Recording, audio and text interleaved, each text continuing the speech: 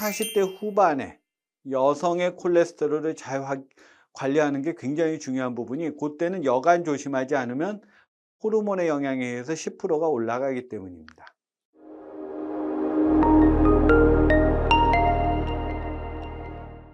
그래서 이상 지질혈증 분류 기준은 요즘은 이게 많이 떨어졌던 게, 예전에는 이제 콜레스테롤 약을 먹으면은 20% 30% 떨어졌기 때문에 이 구간이 촘촘해지는데, 요즘은 콜레스테롤 약을 먹으면 거의 대부분 100 이하로 떨어지기 때문에 이 분류가 좀 큰 문제가 없는데요.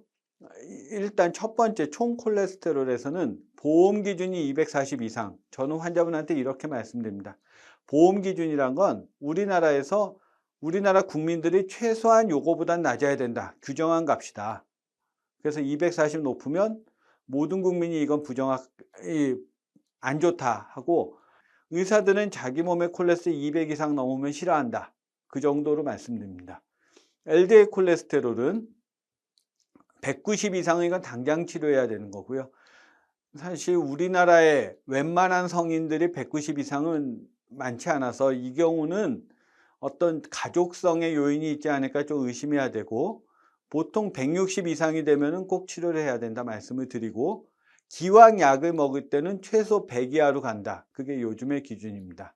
중성지방은 아시는 것처럼 이제 150 이상이 되면 대사증후군에 이제 카운트가 하나가 되고, HDL은 40 이하가 되면은 35 이하가 되면 카운트가 하나 되죠. 그렇게 되어 있습니다. 그래서 고지혈증이 꽤 많습니다. LDL 콜레스테롤만 가지고 하면은 좀 낮지만, 이제 어느 하나의 콜레스테롤 컴포넌트만 높다고 하면은 거의 40% 이상이 돼서 굉장히 많고요. 특히 우리나라에 있는 게 성별에서 남자는 30 이상이 비교적 비슷비슷하게 가고 70 이상은 오히려 떨어집니다. 저게 이제 병이 생겨서 사람들이 죽어나가서 떨어졌다는 얘기도 있고, 두 번째는 약간 우스갯소리 더해서 이제 70이 넘으면 만화님이 더 이상 밥을 안 챙겨주기 때문에 못 먹어서 그렇다, 이제 그런 얘기도 있고, 한데 여성은 반대로 40까지 났다가 40 후반에 갑자기 확 올라갑니다. 저거는 에스트로겐과 영향이 있습니다.